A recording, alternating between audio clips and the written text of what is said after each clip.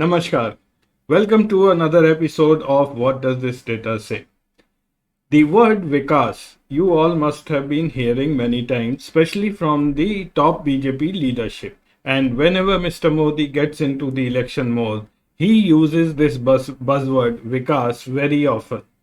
During the 2014 elections, Mr. Modi went on selling the Gujarat model of Vikas. Now, of late, the BJP leadership has started talking about the UP model. In fact, in Telangana, last week when the BJP people were here, they were talking of bringing the UP model to Telangana should they win the next election. So today I will dig into the data of the Vikas model and I will be looking at the development of the states.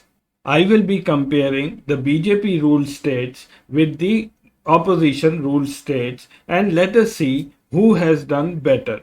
The time period here is 2014 to 2020, that is 6 years, because RBI has still to give the data for the year 2021.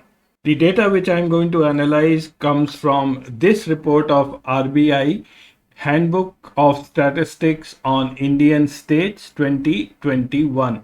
You can download it from the RBI site, the link I have given here, or you can just search it on the internet. There is only one parameter which I have chosen out of this huge report that I think is representative parameter for comparing the development of the various states. This one parameter which I have chosen is the per capita net state domestic product at constant prices. I'll be comparing the figures from 2014 to 2020. I know all of you would be knowing what is GDP and what is constant prices, etc. However, I'll just quickly recap this parameter just for the benefit of people who may not know. Now, we all know what is GDP. It consists of four main parameters. First is the net exports, that is the difference between what we export and what we import. Second is the government spending on goods and services.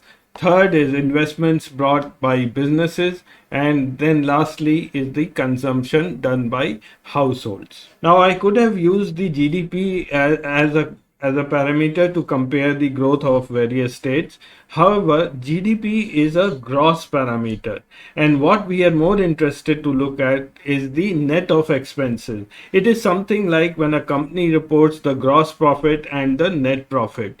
And that is the reason I have chosen the net GDP. Now, net GDP is a measure where you remove certain components, certain expenses like the depreciation, etc. And secondly, I have used constant prices, which means that the base of this analysis is 2011-12, so that we get a uniform picture of the growth. If I use the current prices, then that becomes padded with the inflation, and that doesn't give you any analysis when you do a comparison with the previous years. Per capita is nothing but we divide the GDP of a state with the average population of the state during the year. So let's get on with the analysis now. Now in this graph, I have plotted the per capita net state domestic product at constant prices. The yellow bars here you see are for 2019-2020, and the blue bars are for the year 2013-14, which is below this.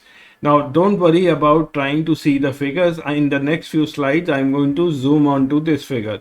This is just to give you an overall picture.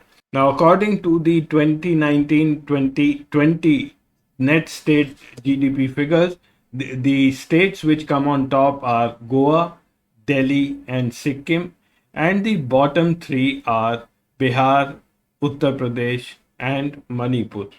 Goa's net GDP is a little over 3 lakh rupees, while that of Bihar, which is at the bottom, is 30,621.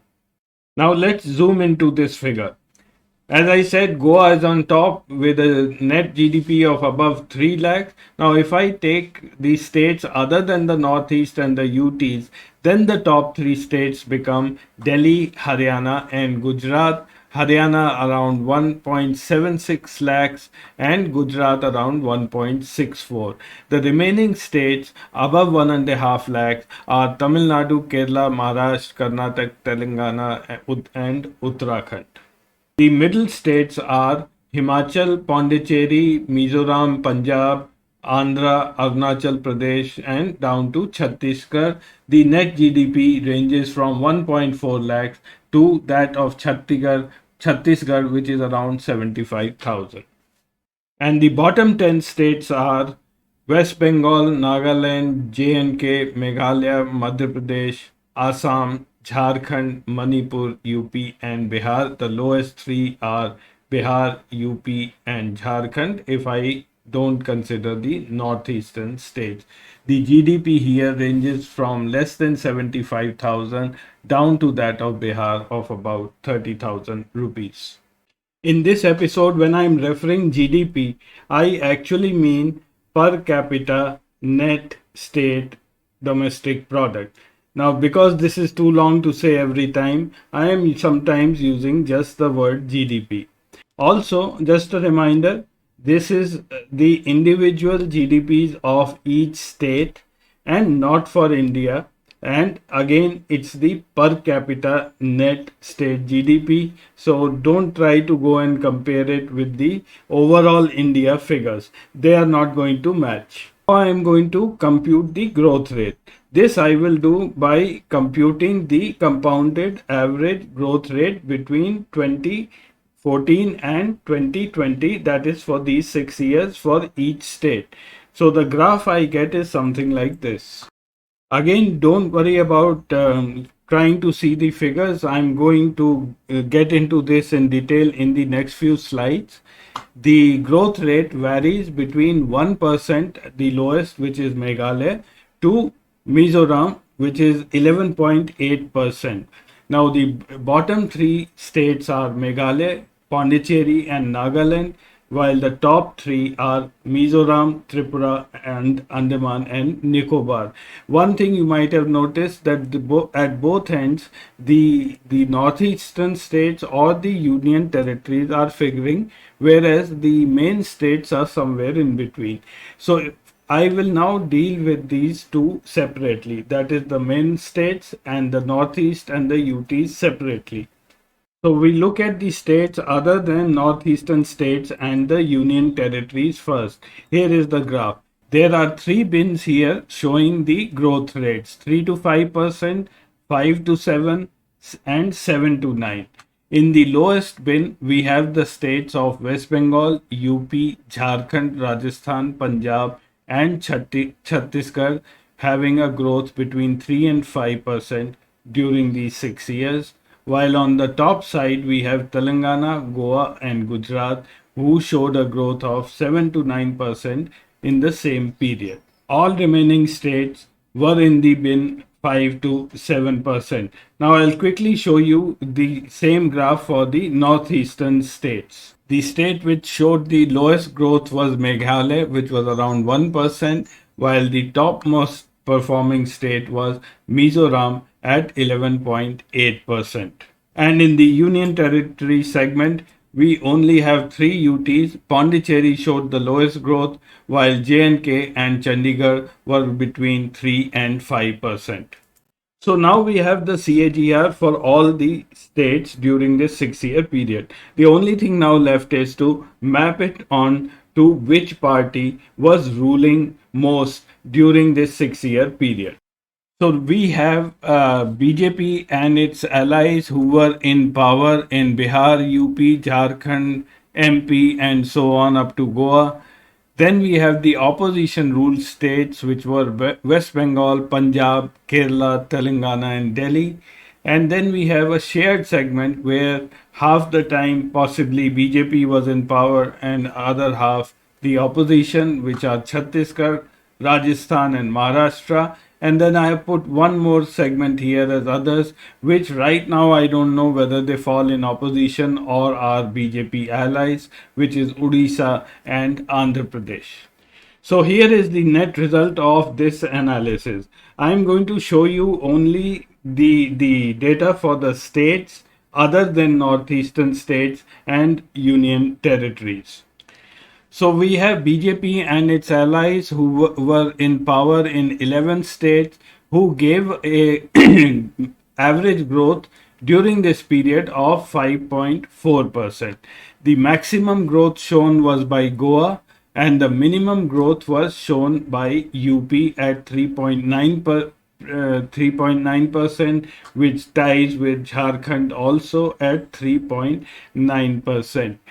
Now, if you think Goa is a small state, then the next one in line is Gujarat at 7%.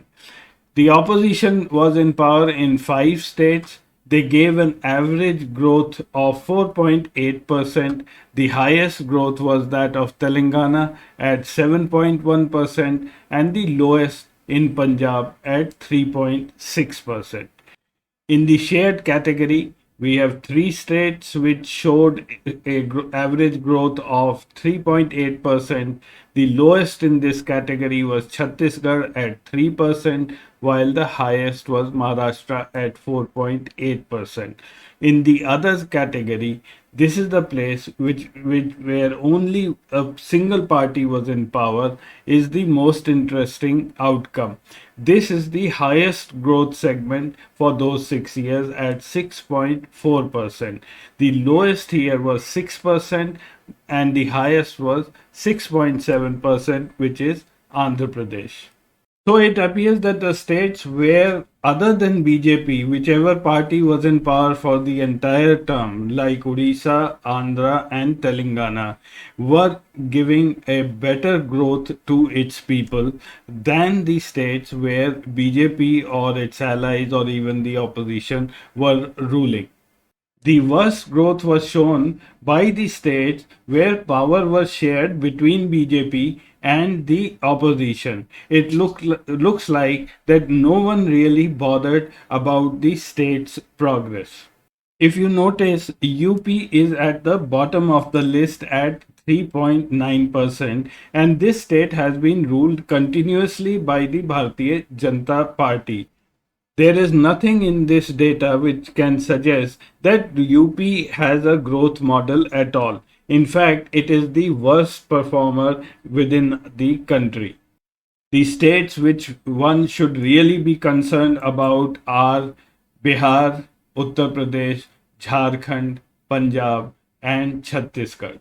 So it is quite ironical that the Prime Minister talks about the growth model of UP in other states. Actually, there is much more needed to be done within Uttar Pradesh itself. One last observation from my side.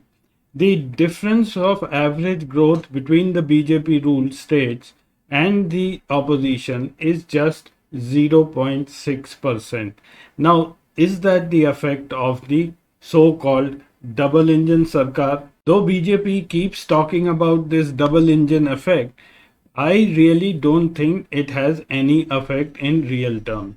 If you see, the states like Telangana, Odisha, Andhra, all have done much better while they are being in the opposite side.